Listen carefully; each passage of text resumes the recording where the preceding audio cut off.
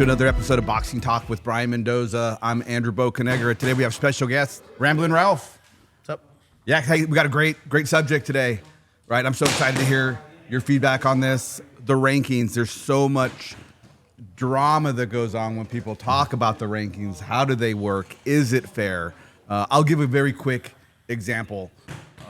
Manny Pacquiao, following his fight with Mario Barrios, is back at top, right? Ranked number one. Got a lot of crazy feedback from that, and it has people outside of the boxing industry asking, well, how does it work? How is that fair for someone who's been inactive for 6 years? Now he's back in the ring. What are your thoughts on that, Brian? It's always tough, but I've been more mad at other situations. But you know, with someone like Pacquiao, if you've made that level of history in so many different ways and a true legend, I still think, you know, I would have maybe liked, you know, another fight where they can test waters to see if he still has it, just because it's been so long. But so they did kind of just throw him straight in, and they're like, okay, like you're ranked number one, world title challenger. But so it would have been cool to maybe see one fight and then like, okay, fine, he's a legend and he still has it, so we'll put him in there. But they kind of just, you know, trusted it just off the name alone, which, yeah, you know, it creates doubts in the public's mind of like, all right, well, he just, like, yeah, he did all that in the past, but does he, like, you can just walk back in. There's and nothing that warranted him right from the get-go. Yeah, exactly. I would have appreciated maybe just one fight against whoever, honestly, just to see if he was still sharp, still had the reflexes, because that's what starts to go as you age. So I would have liked to, you know, maybe just see something back in there, and then yeah, let the weight of his name carry him up to that opportunity. Ralph, what do you think? What are your thoughts there? I see you over here smiling. I'm going to be devil's right? advocate only because of the fact that when you have, you know, record holders and divisions for world champion like Manny has, and, you know, he and Amanda Serrano are number 1 and 2 in boxing history as far as being able to jump up multiple. I think it's 6 and 8 respectively for both of them. And you want to come back. Let's be honest. I thought he beat Barrios only because I like Mario. Barrios is cool. We're really good friends, but I thought that Manny edged it out by a round or two. He deserves to sit at that number 1 throne right now. A lot of people don't like it. A lot of people are really upset with it. But at the end of the day, I thought he should be champion right now. And if not, the sanctioning bodies who favor legendary fighters coming back, especially the one that has him ranked where he's at, and that's where they put him. There you go. Hey, so Brian, I mean, you have multiple different sanctioning bodies, right? You'll see guys ranked in the top 2 or 3 in certain, like the WBC or the WBA, but in the IBF and the WBO, they're not even listed, or they're on the bottom of the top 20. Why is that? Like, how does the sanctioning bodies determine who gets up at the top of the rankings? A lot of times it's almost, yeah, it is, you know, who you know as well as what you can do, and your actual talent and skill level and everything, because you could be the greatest fighter in the world, and there is a lot of extremely talented fighters out there that they're just not in front of the right eyes. So if you're not even on the list, exactly, and if you're not known by the right people, then the right people that are making those rankings, they don't know to rank you there. Sometimes they don't even know about you. So that's an issue on its own. You have to be in front of the right people to be seen and you know, and really get your name out there, because the exposure also plays a part in that. You can be, you know, have a higher ranking because people have maybe seen your whole career trajectory and they see the skill level and the potential, so they'll let you go that way. But there is a lot of, you know, it's about, you know, the connections as well as the talent. Promoter influence. I mean, how much influence does a promoter, Ralph, really have with the sanctioning bodies? I've been able to go to I didn't go this year, the last 2 or 3 WBA conventions. I was trying to go to WBC, wasn't able to make it, but Brian's correct. In these conventions is where it goes down.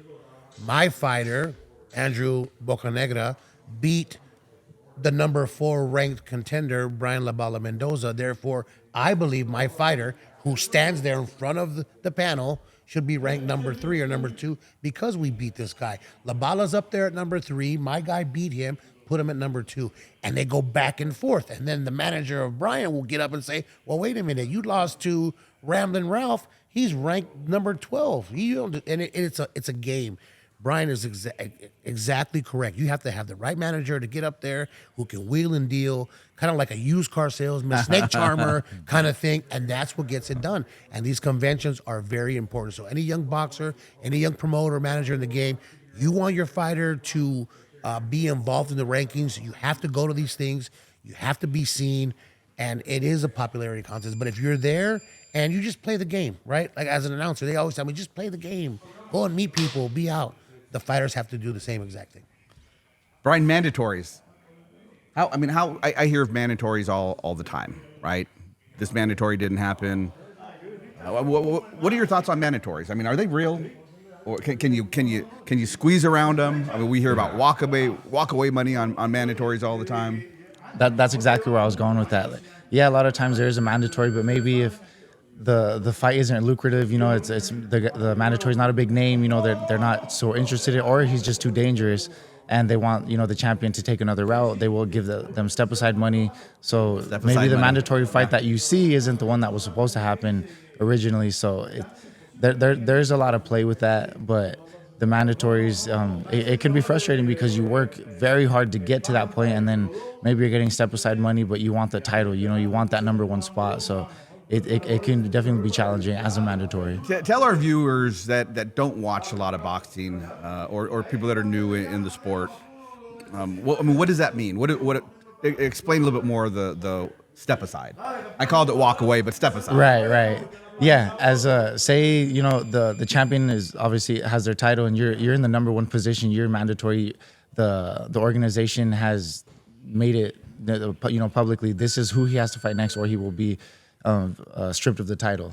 And what promoters will do sometimes is they'll go to that number 1 guy and be like, hey, we'll give you, you know, X amount of money if you just wait, you know, we'll fight you next. Let's get this next title defense out of the way, and we'll fight you next.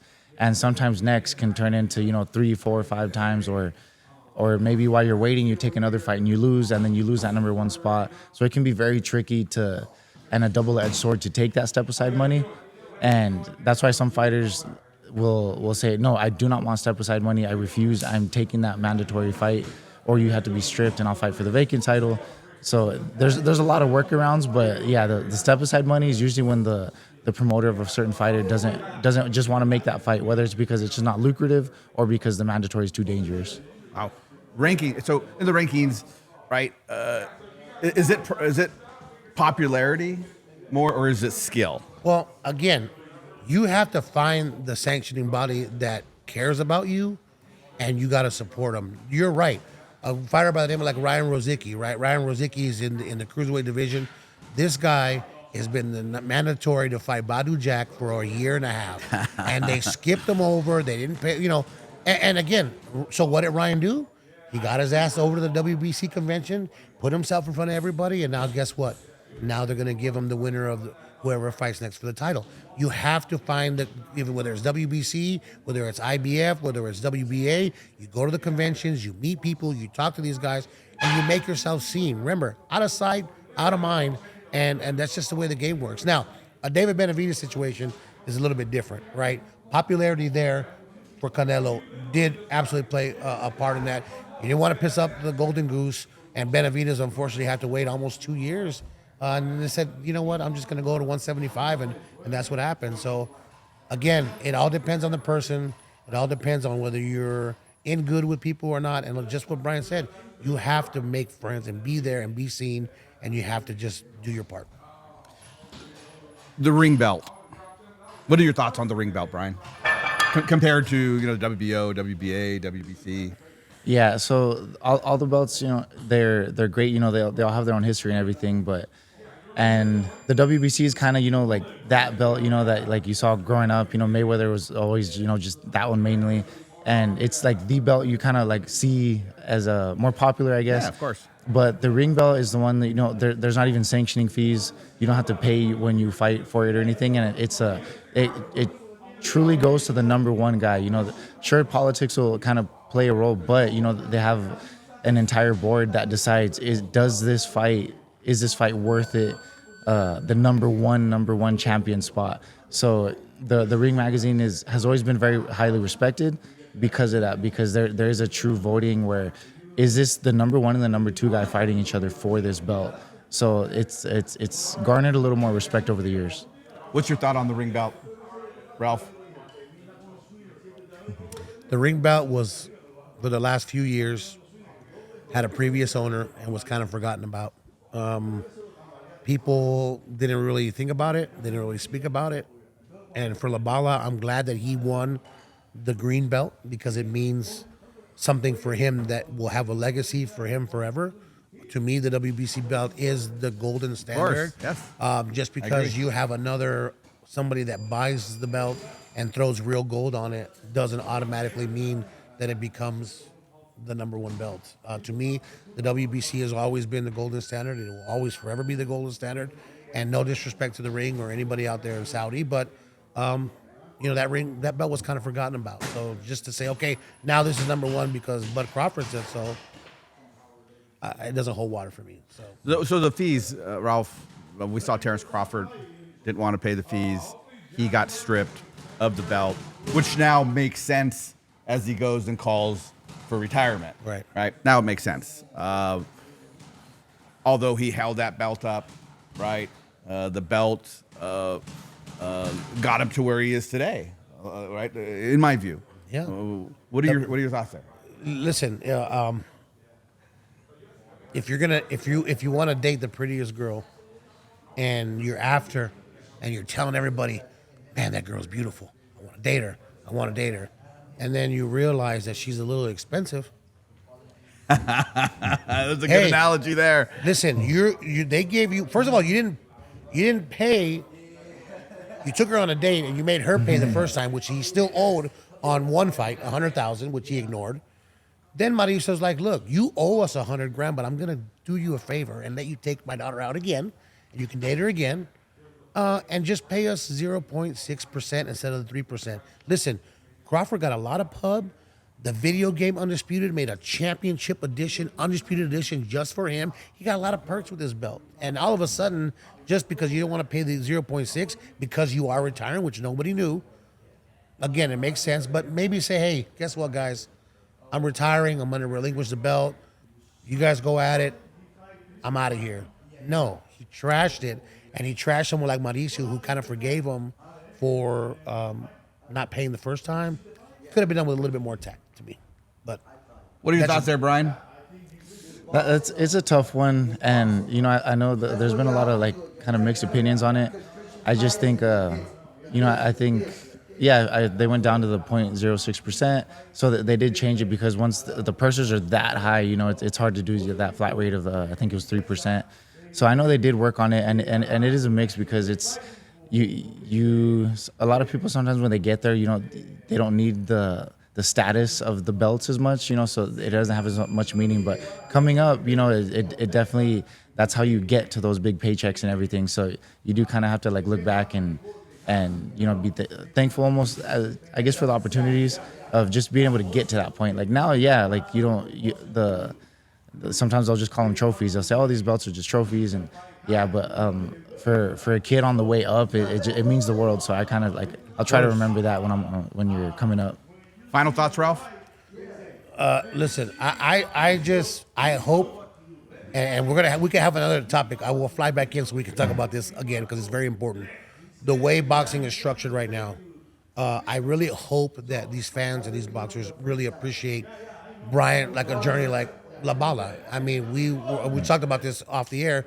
We're driving around in Midland, USA, in the heartland, trying to get him fights in his young career, and then all the way up to winning that gold belt. It's a unbelievable journey, and it means everything to some boxers now.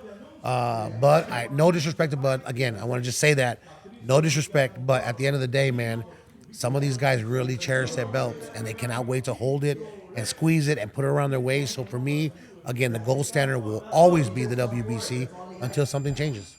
Thanks for joining us, guys. We appreciate it. You can follow us on all social media platforms at Boxing VIP Network. You can go to our website at boxingvip.com. You can listen to us on Apple Podcast and Spotify. Thanks again, guys. Appreciate it.